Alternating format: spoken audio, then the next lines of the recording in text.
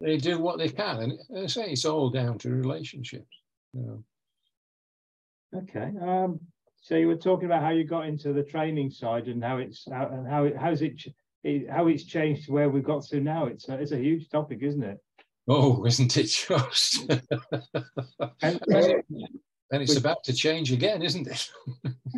So yeah, I remember as a teenage apprentice trying to training for the RE and finding it overwhelming and giving up. So I'm glad for the three stage system. But how did it all come about? Well, again, you see, that was Hilary Clayton Smith, G4AKS. She was one of the instigators there. When the original novice scheme came in, Don Beattie was also involved with that. And I forget the name of the guy from the RA, but I can still see him. He was a bit hippie-like, he was. He was quite young, but he got a really big head of hair, you know, curly hair, you know, like Afro type. And he was a nice guy. And we went up to a presentation that there was going on in Scotland. It was Edinburgh, I think it was. And it was to do with introducing the novice license, which at that time was essentially, it was limited bands. You had 70 sems and 6 meters. You had 2 bands, that was it, 70 sems and 6 meters. And it was 5 watts into the radio and 3 watts out of it. Okay, that was it. And to be fair, but then there was a training scheme built around it. And you know, that you know, moved you from the one-stop shop that was the old REE, where it was all or nothing, to be able to give you something, to be able to taste amateur radio.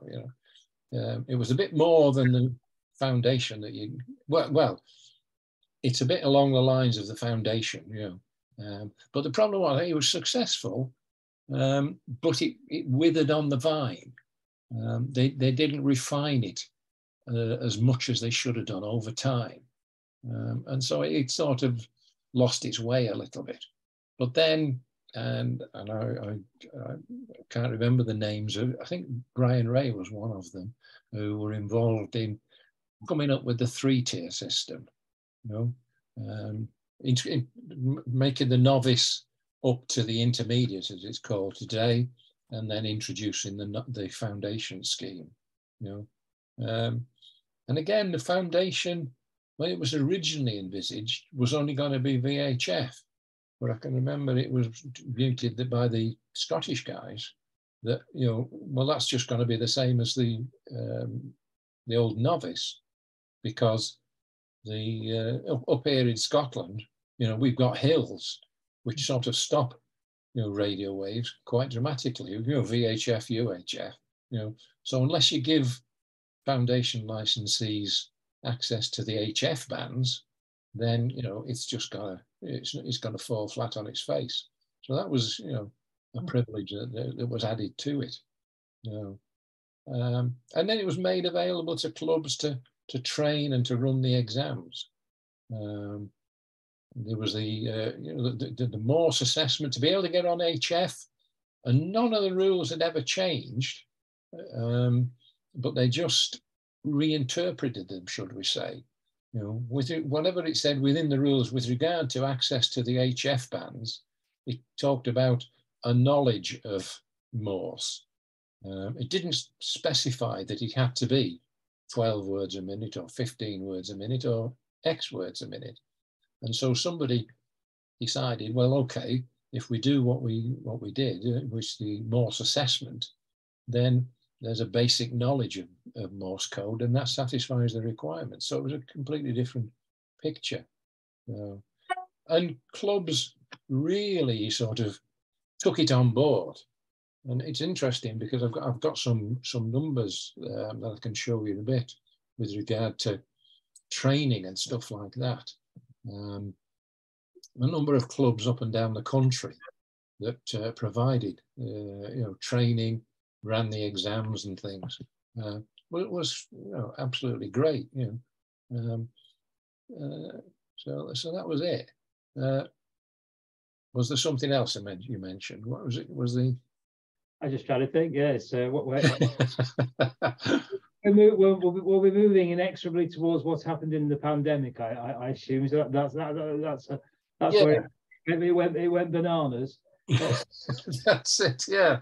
And the return of the RAE. The full in one go. Yes. Yeah.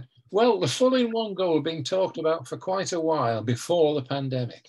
And the go ahead was given, and the ESRG, as it's now called, started work on it. But it wasn't a quick fix. It wasn't a quick job, right? So, and what happened was COVID came along, which screwed everything up. And by the time we'd got direct to full, as it's called, lined up, right? My feeling is that everybody, the vast majority of people had actually joined the hobby, because the numbers, once we got COVID, once COVID got us into lockdown and things like that, the numbers went through the roof. Bear in mind that from an exam point of view, up until 2017, the only way to take an exam was to do it via paper, right? And at that time, all exams, if you had 10 candidates doing an exam, they all got the same paper with the same answers, okay? And, it's not the most secure of systems, should we say. So it works very, it relies on trust, right? That's what it's all about. It really does. The RSGB, and the guy was Ian Shepherd, G4 EVK. He was tasked. He was on the board, and I'd left the board by then. He was tasked with having a look at alternatives to paper exams, and he went away and did a bit of a search and came up with the online system. The company that we're using today, TestReach. And we introduced those TestReach online exams back in 2017, March 2017. After we'd done a lot of work, I got involved with the work because I was the project manager for it. But we did a lot of work to get it up and running. And Ian and I, Ian worked very, very closely with us on this. Ian and I went to the first exam being held. It was the first real exam. We'd done some pilots, and it was with the flight refueling down in Dorset. We went down there and went through it all. And sod's law, there was 2 candidates who took the online exam, the very first online exam, and guess what? They both failed. That's not what you want, is it? Were there more than 2 candidates? No, there was just the 2. Oh dear. But our radio club had actually, we're building up to it. And within 2 weeks, we did another session, and Ian came along to our club then, where we had, I think it was 8 candidates, and we had 50% success. 4 passed and 4 failed. So that was good. But and we were encouraging clubs to go down the online route, but they were very, very reluctant. And the numbers taking online exams prior to 2000, the COVID, they were disappointing. At the best, they were about 25, maybe 30% of the exams were being done online. The vast majority was still being done on paper. Question, if I can. Yeah, sure. I took the exams last year, and you were invigilating for a couple of those. So thank you very much for your it worked. Your wisdom and your reassurance to nervous candidates. During one of the exams, I was showing it was another candidate, and he had a cockatoo in the room, which kept talking through and it had to be hushed. Right. Thank you for sorting that out. But I wonder, you actually do, you get to see into people's rooms and where they are. I wonder if you've got any funny stories from. Oh yes, there's a few of those. Go on. I say without naming any names, perhaps you can. Yeah. Yeah. No, it's amazing how many people say, oh, I'll tidy up then, and I say, no, don't bother tidying up. I says, you can see what's behind me. This is as it is all the time, and you see some people say, I'll have to tidy up, and when they do show you around, I mean, there's hardly anything there, I don't know whether they'll ever become proper radio amateurs, with bits lying around everywhere. And yet there's others. Folks, always worried. Yeah, but there's others, who show you around the room, and you think, how the heck do you live in that? You can imagine. Yeah. The other thing that I enjoy is watching people as they're taking the exam, because there's a camera on you all the time. Yeah, and people forget that you're there, and they do all sorts of things. I've not had anybody sort of go right up to the first knuckle or anything like that, but that sort of thing. There was one guy whose hair was he had a fringe so long, I couldn't work out how he was actually seeing the questions and stuff like that.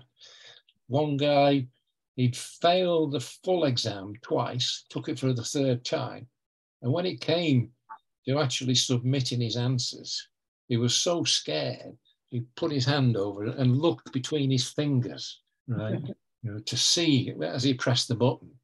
And this time he was successful. He jumped out of his chair. He must have jumped 3 or 4 feet into the air, and then ran round the shack. It was a big shack then. Yeah. And there's another one who's just done it recently. I took us. Because we record all the remotely invigilated exams in case of challenges and things like that. And then there was one I was looking at, because I look at least 5 a week to make sure it's being done properly and things like that, so quality assurance and the like. And there was one guy who, and it was his first time, but he was very much, yeah, oh, great, I've done it, yeah. This was a grown man. You might have just heard me grandson downstairs. He's listening to or watching Manchester United. So I think they might have scored or something. He's a bit like that. So, but yeah, you do see something. You do see some life. Well, Pete's PT at the back there. Yeah. Well, when I took the RAE at Elmer Road in the year 2000. Well, I got licensed in 2000, and I kept trying to find out if I passed or not. I was sure I failed. And when I had a phone call, the lady on the phone says, "Would you like to know how you got on with your RAE?" Mm-hmm. Yes, I failed, haven't I? He said, "No, you passed it." Really, phone went up in there.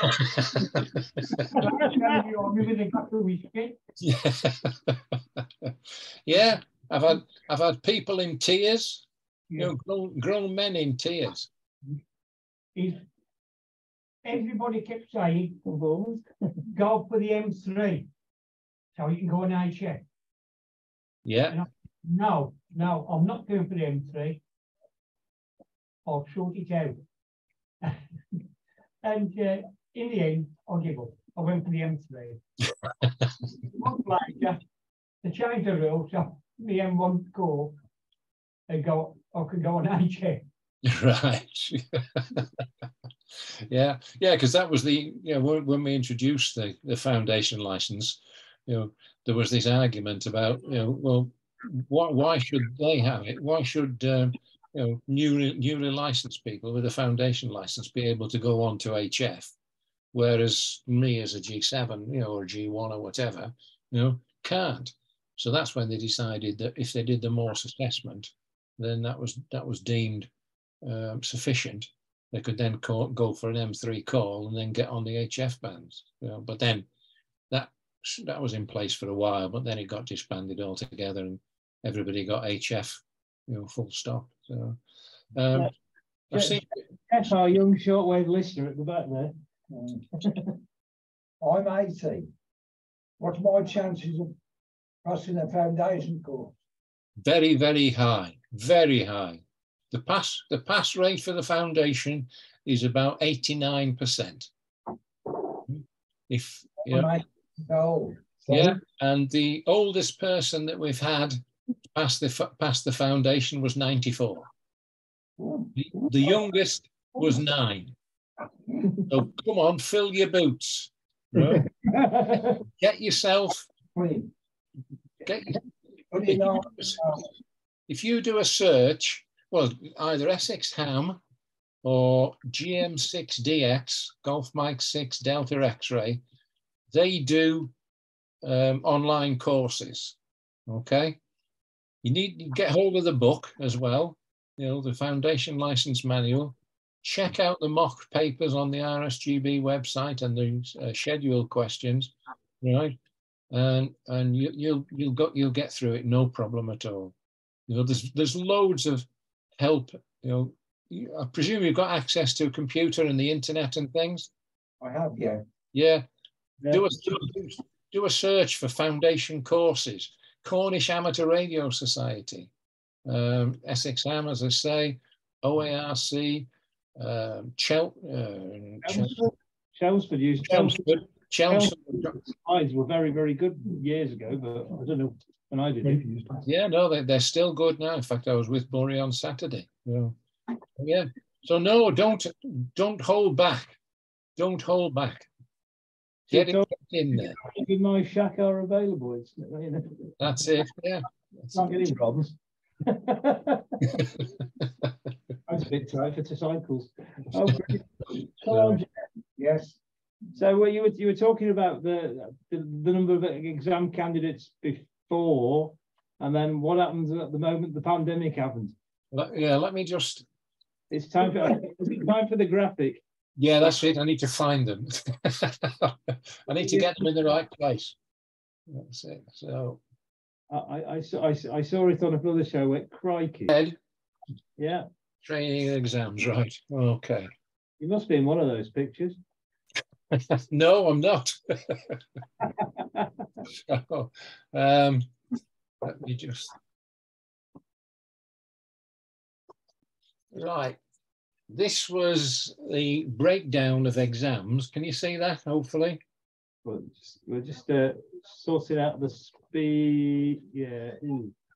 This is the breakdown of exams for 2019. Okay. And what it is, essentially, it's split down. Each row is a region in the UK. 1 and 2 being Scotland, 3 Northwest, Northeast, Midlands, region 5, blah, blah, blah, all the way down, right? Ignore the month because that's not what it says, but what we've got here are a number of unique exam centres in each region in 2019, okay? Yeah. And there were 261 exam centres took an exam in 2019.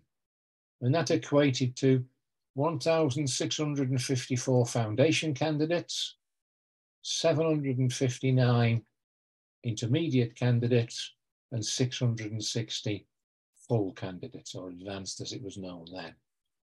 And the split between male and female, which is something we've always been interested in, is it's about just very slightly under 10% female joining the hobby.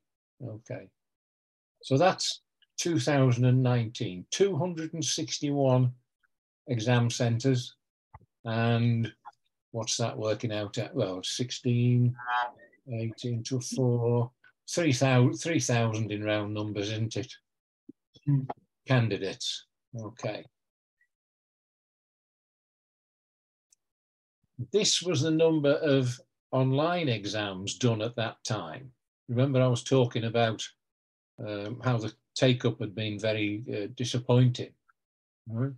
And in 2019, of those, whatever it was, candidates who took the foundation exam, only 469 of them took it online.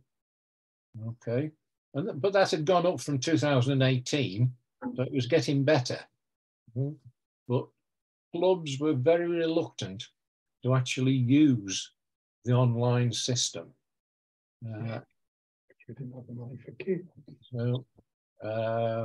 So 469 at foundation, 204 at intermediate, and 270. So that meant, just under 1,000.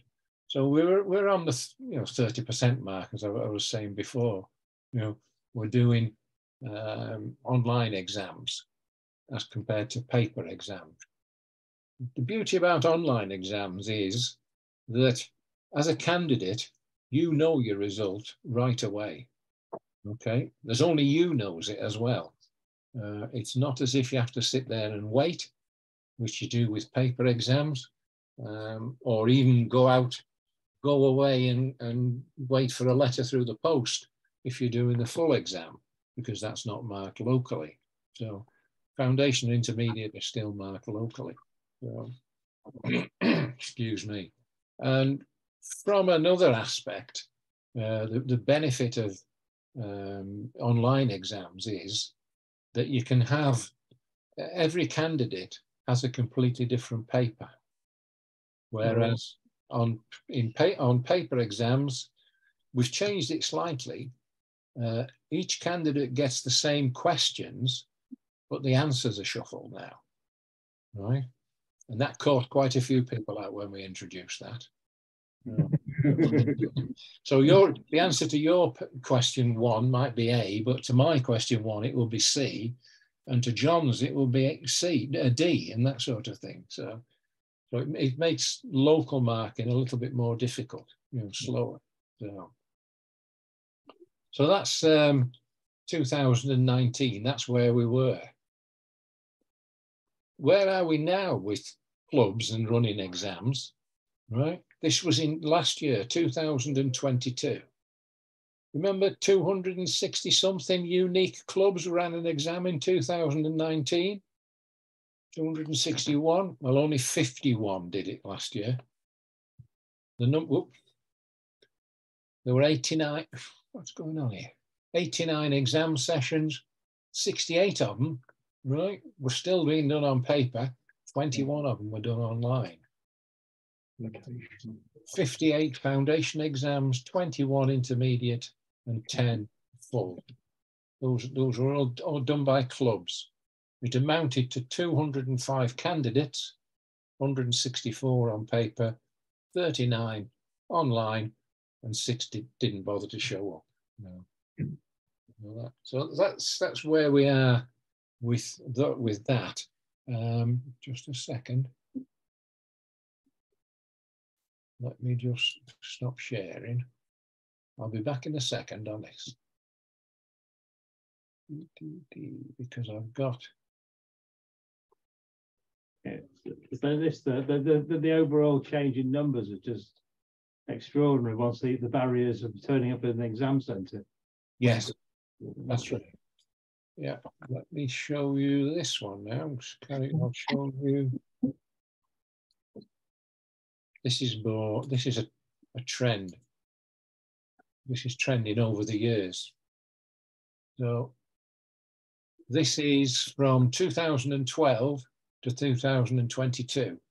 Okay, number of candidates, foundation, right? Running here, what's that work out at?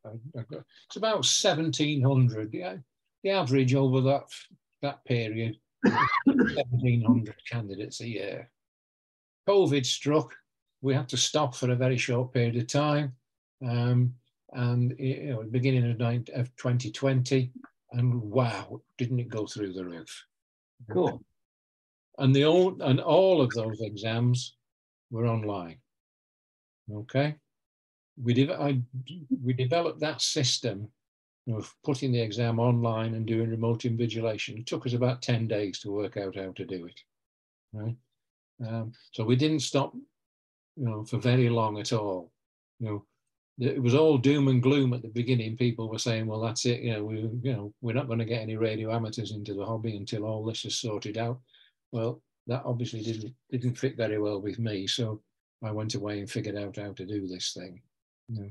Checked it with 3 or 4 various people who agreed everything was fine. And then say within a couple of 10 days or so, we launched it. We launched it because we thought we'd do it in gentle steps. Right. Well, when we originally launched online exams, we did the trials using foundation exams because there was only, there's only 26 questions, or there's a smaller number of questions in the question bank, and we had to bring all those in and check all those questions. And there's about 12 or 1300 in the question bank, so we had to check those individually to make sure that they came across okay. When we decided to go down the online route, we were expecting people not to grab it by, not to sort of immediately grab it, but get into it in time and take it up. But the take up was so slow, as I described, it was painful. So when we first launched it, we launched the online exam because we were expecting people to go for it. We launched it at full level. So we had to do another exercise to bring the questions in again.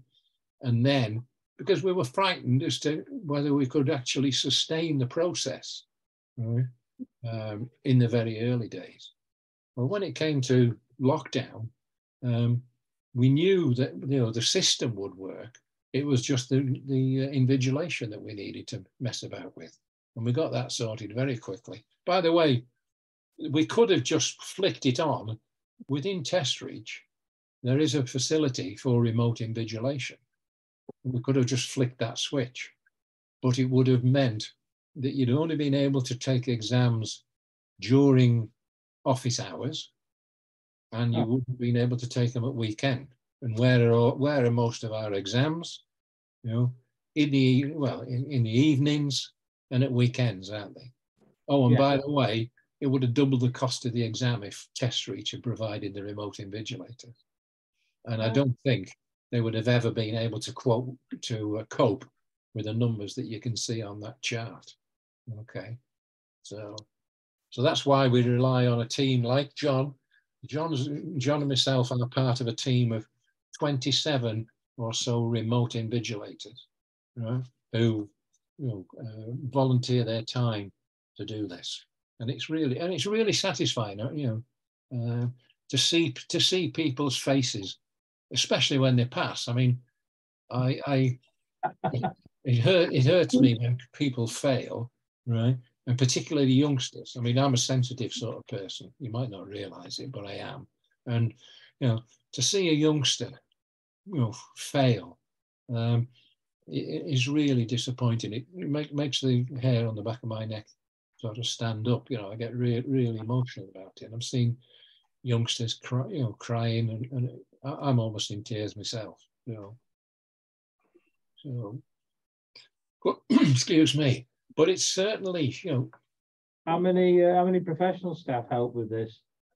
In headquarters, we've got one part-time staff, Bev, and then there's other departments are involved in small areas. Well, like finance, for instance. Every day the finance department gets involved because they've got to process the exam payments. We get typically about between 10 and 15 entry candidates every day of the week coming through. So those have all got to be processed. So that's the finance department. There's Bev, who does the administration work.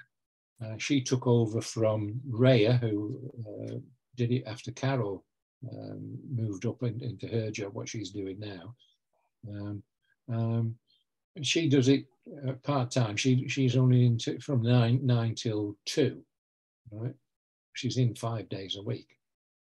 There's other people involved, the post, sending out certificates. We still send out traditional certificates with candidate numbers on, so that, you know, if they want to get a frame and stick it on the wall, then it's there for them. It relies on, like what the RSGB does, relies on volunteers. Yeah. Without the volunteers, the society wouldn't be anything like what it is today. So I was going to ask how a relatively young, radio-wise young M0 became president twice. Didn't jump back quick enough. Oh no. What's that? Oh, you're in. No, I think it's because people knew me. I mean, it was a surprise when somebody said to me, "We'd like to nominate you as the president of the RSGB." I was gobsmacked, and I can remember at the board meeting where it was being discussed.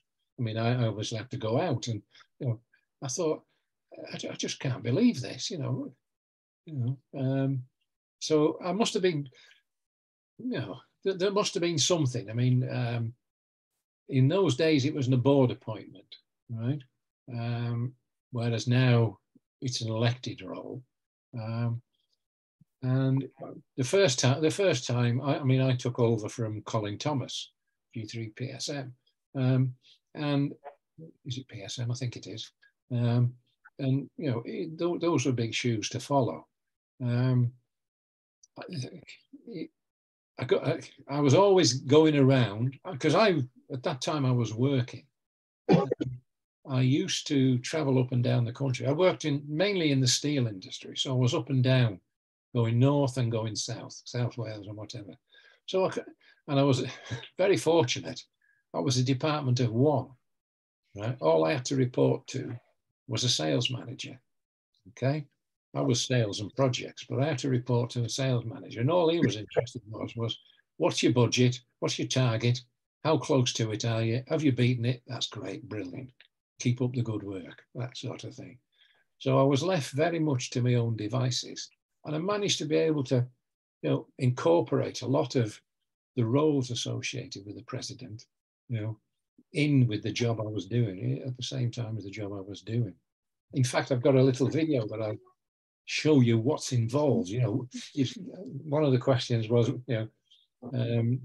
what do you do? Cutting cakes and patting dogs on the head and that sort of thing. There's a short video. It's about five or 6 minutes. I'll put that up in a minute. That was what we had. We had the wonderful stewards here for our centenary dinner. You see. So. Ah, right. Okay. Oh, so you know all about it then. So, okay. And he got the cake, and his cake cutting was very good. Did he have the chain? He had the chain. Yes. Yeah. Was that the new chain or the old chain? I don't know. I've not got your expertise on this. So he had more bling on than the deputy mayor of Wolverhampton, so that was good. That's good. Yeah, that's great. Yeah, I've been in that situation myself. Yeah. Oh dear me. Yeah, the number of times you wear the chain is it's reduced quite dramatically, to be honest. Yeah. No. But yeah. But why there was during my first tenure, normal presidency is only 2 years, okay? And then a new one. Like New York then, what happened? Well, there was a certain incident with the general manager, should we say. You may or may not remember it. I've chose to forget it. That's right. Probably the best thing to do. Once we'd got that sorted, right, then it was felt that to change a president at that time was probably not the best thing to do. So I was asked politely if I would hang on for another year. And I said, yeah, no problem. I'll do whatever's necessary for the society, So we did that. So that's why I was on for 3 years as against 2 years, from 2010 through to 2013. Why did I become president again in 2018? Well, again, nobody was coming forward. And I was slow at moving backwards. So they must have thought I'd done a reasonable job first time and asked me to do it again. It wasn't the target symbol on the back of your coat then? Well, yeah, I'm quite thick-skinned, yeah, no problem. So, But then again, that's stretched into a third term, so into a third year, I should say. Whether it'll go into a third term, I doubt it, in all honesty, because I'm feeling a bit tired now. So, oh dear. So what was that? That was that. This was the numbers. I'm curious about has the society got any plans to make sure all the new cohorts of British astronauts go to space with British call signs? Well, yeah, we do work with ESA, and what we need to do is to make contact. I mean, I know Tim Peake's formally resigned now, hasn't he, and announced his retirement. But yeah, we do need to sort of work on that. And one of the board directors, Jonathan, has the responsibility for ARIS. So I'll be talking to Jonathan and asking him to start making inroads into that sort of area. Same with the things like universities and all that sort of stuff. The Christmas lectures, good ideas. We need to start working on them.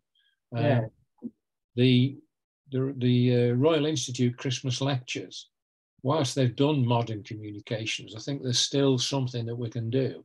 My point was, I was surprised that when Professor Helen George turned up, there she was. She hadn't got an amateur radio license, so she couldn't. There are areas, whole areas of research she couldn't go and try out quickly. She had to go and use type-approved equipment. Yeah. And there's something wrong there. Yeah. She was 8 months pregnant, and it was touch and go if she'd make it, but she got through. Great, but no license. What's going on? Yeah. No, I mean, we've got. I've made a note of that, and what we're going to do there, we're going to approach all the universities, and there's lots of them. I mean, Tony Kent, who chairs the standards committee, right? He can get us into places that we probably can't get into ourselves. He's a professor at Nottingham, and that sort of thing. So, but it all comes under part of my remit as being part of the learning team, because whilst I've got exams, I've also got learning. I imagine the Institute of I'm a mechanical, so IET is what became the electronic. Yeah. Excellent. They have an excellent magazine. It's far better than ours even, and that's a great place to showcase amateur radio as an area for experimentation. And you should have this in your degree course, and we ought to make it part of chartership. Yeah. Well, the interesting thing is that Stuart, he's I'm not quite sure how often he's involved in the selection process, the vetting process for chartered engineers and stuff like that. Donard de Kogan, who's chair of the examination review group, ESRG, who are responsible for the syllabus, he's doing virtual interviews virtually every week. And we've got a regular meeting, which will be on Tuesday next week. And it'll be something I'll be talking to him about after the meeting, about things like that, where we can do with the IET. We had formally two, if you like, points of entry into the IET, but they're not doing as much as they could be doing probably. So I'm going to reinforce that when I see Donald on Tuesday. Forgive me for asking, has the actual full license in one sitting, has that started? Yes, it started in January. It was the end of January by the time we got it moving. Take-up has been really what we expected. I think going back to COVID and things like that. Better stop sharing because you're just looking at those numbers, aren't you? Let me stop. Well, yeah, we put you back on the screen to animate it a bit. Yeah. Yeah. So yeah, the situation with D2F, yeah, we introduced it in January.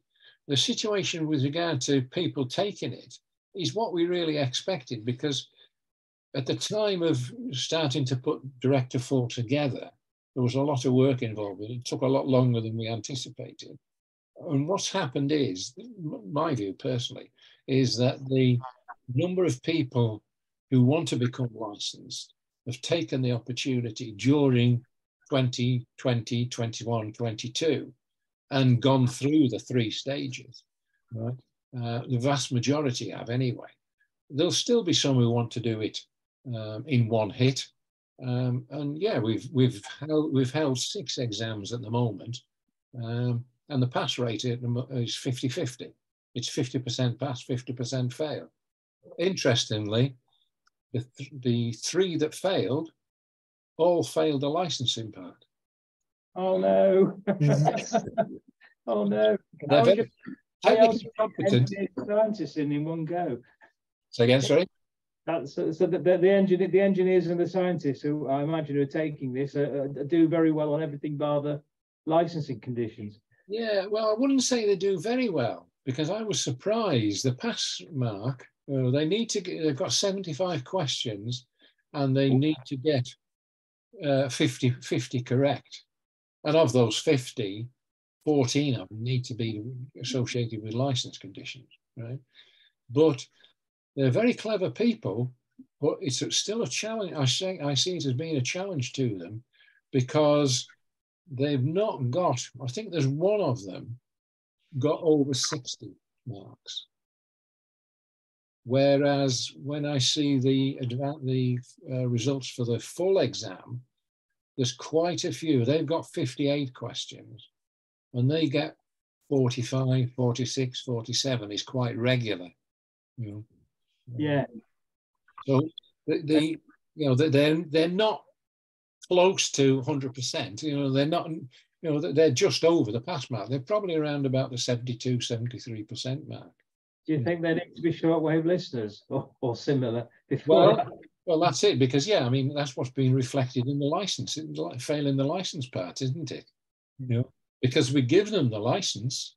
You know, it's not as if they have to remember it. They're given it as a document. You know, well, you've seen in the last few days, there's going to be a review of the license. It's not the easiest document in the world to understand, right? But you know, they're clever people, intelligent people, so you thought they'd be able to work their way around it. But that's what we're finding. We've had 6 people go for it, and what have we got? I think we've got 9. Is it 9? We just see. Did I make a note? Oh, 7 booked to take it between now and the end of April. So that's where we are with those. Excuse me. Go on, Simon, you'll go. Do you remember? Do what? Questions? Yes. Oh, that's mine then. Oh, go on. I was just thinking, what's it good?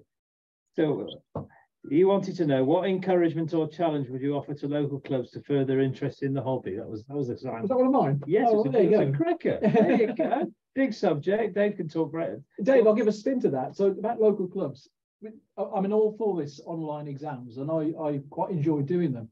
But does it disconnect the candidate from a local club? If there isn't, if there is less opportunities to train locally with other people and get to know people, does it isolate the candidates and the operators from getting together in clubs? It can do that. It goes back a long time, I think. When you go back to pre-COVID, I always use a youngster as an example. A youngster becomes interested in amateur radio, and he finds out there's a local radio club, not too far away. So he prevails on mum and dad to take him to a radio club, right? And he walks in there. No disrespect, guys, but what does he see? Yeah, old white people. Yeah, that's it. He then says, you know, well, I'd like to become licensed, and the club say, well, we haven't got enough people to run a course, right? We think we might be able to run a course in 3 months' time if we get enough people. So come, you know, keep coming, and you know, come along, you know, and we'll do it then. The chances are you'll never see that youngster again. There's instances where amateurs, and when I talk to amateurs who are doing the remote invigilation, why are you doing it now? Well, I was always interested in amateur radio when I was a youngster, but then I went to university, I started work, I you know, started a family, set the house up and all the rest of it. And it's only now that I've got time to devote to this, you know, spare time and spare cash to be able to do it. Things have been very tight. Or the other one is, well, the nearest radio club is 120 miles away. You know, if you're in Scotland and places like that, they meet on a Thursday, and I do band practice on a Thursday. You know, they do the exams at the weekend, and I spend the weekend with the family. The ferry doesn't run at night. Yeah, that's it. All that, you know. The other one, you say, clubs have aren't doing the training that they used to do in the past, and I think clubs somewhere along the line have taken the opportunity. The tutors have taken the opportunity to say, well, I've done my bit, I'll leave it to somebody else now. And you know, trying to encourage volunteers in this day and age in a lot of walks of life is very, very difficult. You know, it's not easy. You know. Some clubs say you've been self-studying, you know, and you go along. When we had the mandatory practical assessments, for instance, right, you had to do those. It was mandatory. You had to do them. So they go along, they self-study and say, you know, can you do these practical assessments? For, oh no, we can't do those for you. You're not a member of our club. You've not done your course with us, so we're not prepared to do the practical assessments with you, and that sort of thing. Shooting themselves in the foot in a lot of respects. You know, again, will you run the exam for us? No, because you know you've not done any training with us. You're not a member of the radio club. Whereas with lockdown gave us the opportunity to go down the remote invigilation route, and you know, accessibility was the key word. It was readily accessible. The online training, they stepped up to the mark. SXM and OARC and Billy McFarlane, GM6DX, they're the three main players for online training. SXM only do foundation, OARC do all three. Oh, sorry, and I forgot Bath-based distance learning. Billy does foundation, intermediate, and yeah, you've got Bath-based distance learning. So you've got plenty of opportunity. Well, not plenty, you could always do with more, but there is opportunity to go on these, you know, virtual courses and learn, and then to take the exam at a time to suit you. Because, you know, as John will testify, you know, we, from the remote invigilation point of view, all we get is a spreadsheet with a load of names on it at certain times of the day. It's the candidates that have picked the times, right, that they want to take the exams. And it's up to us as invigilators if we want to be able to, if we're available, to be able to invigilate them at those times, you know, and put the two together like that. And sometimes it does get tight, you know. You know, you might be 4 days away from an exam and nobody picked up a particular candidate. And you know, more often than not, I end up stepping into that. No, I was just going to. You've done a good hour, so yeah. Thank you very much. I was going to ask you, if you were back on operating, what was your favorite modes and? Well, I used to try next. Yeah. I used to enjoy contesting, not particularly the UKAC contest on Tuesday evening. I always recall this, when I was president first time, 2010, 2011, there was a guy in our radio club who was retired, who had a caravan, and he was into contesting. He liked it. It was great, you know. And what he used to do, where I am, we're not very far away from the Pennines, right? Buxton and that sort of area. And we sussed out, some time before, we sussed out that there was a great spot up there. And what Ben used to do was, he used to go up there, take his car and his caravan up to the site in the afternoon. And I used to jokingly, and then I'd join him in the evening. I used to say, I've just sent my man up ahead to set my station up, you know, for the 2 meter or 70 sems or 6 meter contest. Yeah. All I had to do was bring the radio. And one time I forgot the radio. Oh no! Yes, yeah. So, and that was good fun. I mean, we've been up there in the middle of winter, you know, where the ice is built up on the aerials and things like.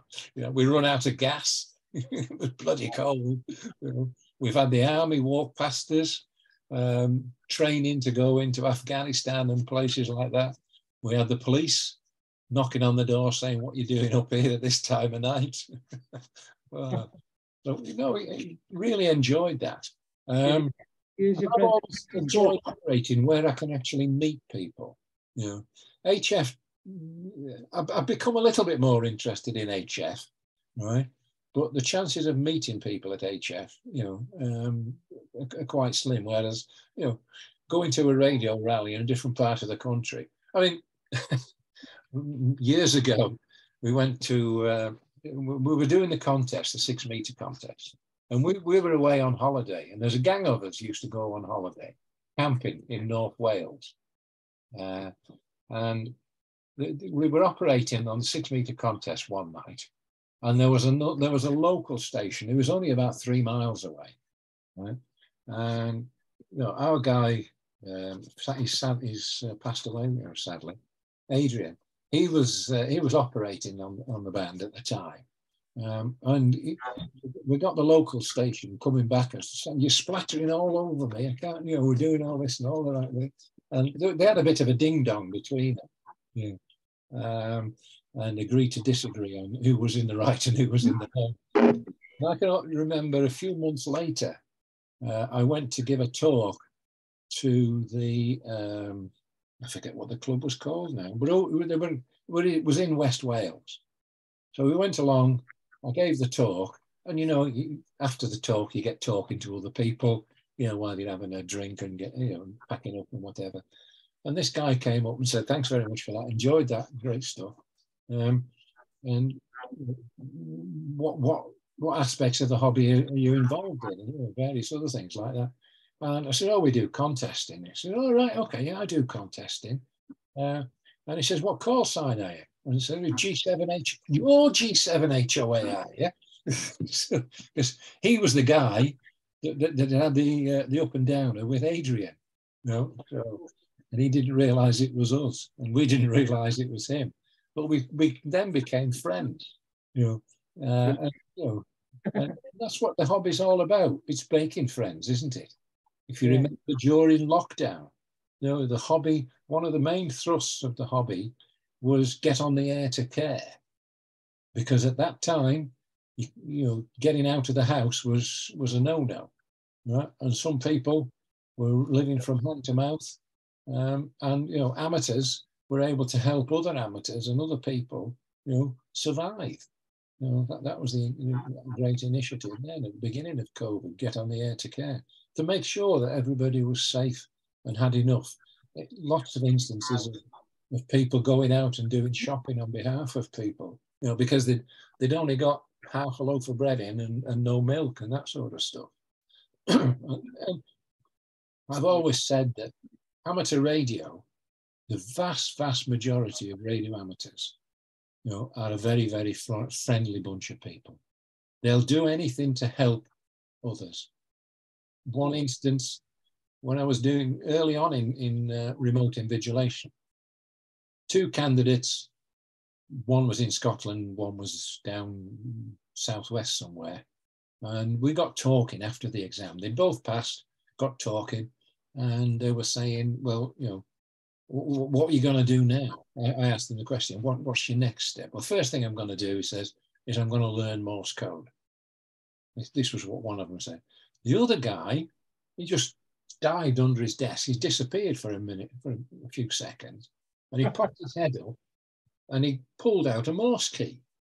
And he said, if Dave, if you can get, if I can get your address from Dave, right, if it's okay with you, right, I'll send you this Morse key.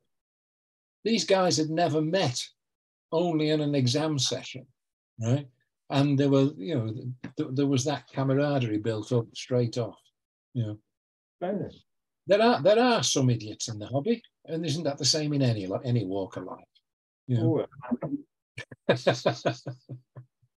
thank you very much, Dave. Anyway, I don't want to deprive you of Kath a bit more of your company for any longer. You've been fabulous fun. Thank you very much. No, I've enjoyed it. I hope this makes sense. It was a bit of a ramble, I have to be honest. It was a good one. There were a few gays and styles. We did go around. We went round the Wrekin. Yeah, that's it. Thanks very much, David. No problem at all. No problem. So how many are there in the club altogether? 35. 35. Yeah. Yeah. We're a bit thin in numbers tonight, but there's a lot of the family with our top teenager haven't made it today, so that's all right. Yeah. So, and then there's I'll let my 2 lives of sandwiches at home. Right. They're too big. Yeah. So, question for you, if I may. What, and this is off the cuff, what do you think of the services that the RSGB provides? What's good and what's not so good, should we say? Oh. John's coughing already. Radcom is great. I think Radcom's okay. Yeah. It's not as good as CQTV, which is a high production standard. Right. I despair of RSGB books because you have to keep back copies of Radcom for the colour photographs. Right. They get reproduced in black and white in RSGB books. And when you've got a 6-foot high pile of magazines, just so you can make sure you've got the colour pictures to explain the articles, hidden behind the curtains in the front room. Right. So you need to look at what Eamon Skelton said in 2011 on such and such that you want to build. Yeah. And you read that picture, then you go, I wish this book was a bit, I'd pay a bit more for it to actually be in colour. Oh, right, yeah. Right. QSL Bureau. Yeah. Good. We like that one, yeah, that was good. You still use the QSL Bureau? I use it. Yeah. I know there's a shift away to EQSL, isn't there, these days? Yeah. I still like the card. Yeah. Yeah, I think I'm doing. I think my logbook for old men is doing EQSL for me, but I've lost track of what it's up to. The various things, including sending QSOs that I've actually removed because they didn't take place. All right. Okay. We didn't have it. We didn't talk. No, I agree. We didn't. I deleted you. So, how do you guys get? How do you? What's your view on things like FT8? Should I say, digital radio? It's very good here because sometimes we can't hear anything else. Mm-hmm. Yeah. Yeah, we have quite a bit of QRM. We've got to use lots of ingenuity. As we're in a branch of the Royal British Legion. There's masses of fridges and TVs, switch mode power stations. Right. Okay. What's your setup there? Have you got permanent aerials or not? Yes. Permanent aerials, yes, but not but the club room is this room and a filing cabinet, and everything comes up the filing cabinet. Yeah. Or you bring it in every night from home. Yeah, we've got one 5-foot wide television that we're seeing you and John on, so that's been good. So we've got a couple of HF and 6 rigs, 7300 and FTDX10. With a television station. And a television station. Oh yeah, CQ, yeah. Good. And a 9700. Yes. Yeah. But we're learning that. Yeah, we're getting there. It's baffling. Yeah. Excellent. And what's your favourite modes then? Voice, yeah. FM or SSB. Voice. I like digital television. I operate from hills and mountains with as little equipment as possible. Not television, which is television is laughably portable.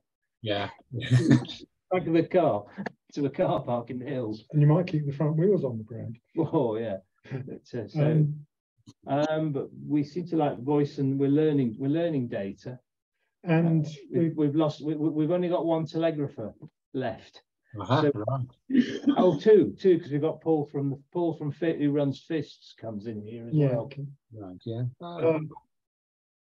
As David was saying about the operating remotely, we're starting to get a few more people interested in that, and health permitting, we are going to get some more operations going. Yeah, parks on the air and things like that. Car parks on the air. Well, worldwide flora and fauna, Dave. Essentially, they're pretty car parks, aren't they? And I just wheeled some kit in a big rucksack across a playing field to the top of and climbed all the 3 meters, and I was on top of our hill, you see, on the weekend, and put a CB aerial on 3 bits of swage pole, and a golf cart battery. Right. Yeah. I think it was great. FT857 and proof of concept. It seemed to work all over Europe. An Italian was complaining that I was interfering with his station. He could smile to yourself, did you then? Yeah, because I'm using 50 watts. I was actually trying to have a brief exchange with an Italian mountain station, which the guy in Italy couldn't hear. He wasn't very nice about it. Anyway, it was nice. The United Nations fun. There was only a guy in a car in Tallinn, and an Austrian who was going to have a nice chat. I called him for lunch. So at that point, I thought I better go for my lunch as well. Right. Yeah, well, we'll take that to different places that suit these lovely people. I think me, Simon, and a few others might climb the hills together. You said about encouraging challenges within the club and stuff like that. Have you looked at the Brickworks initiative? I got it set up last year. We took it, and I compiled what everybody had done during Centenary year. And Stuart, the president, handed out the certificates. Oh, excellent! Yeah, great stuff. Yeah. There are lots of things we want to make, but our surroundings are so beautiful that we're having a bit of a delay while we get the necessary protection. And I've got 9. There are 9 bandpass filters kitted up, ready to make. You see, that I did at home. Right. Yeah. We just haven't got around to doing it. Getting around to doing it. I've done the hard work. I'm going to do that. All I'm going to do is bring in all the mats and protection and all the hand tools and the test instruments, and we're off. But we'll do it. We're going to do it this month, aren't we? We will do it this month.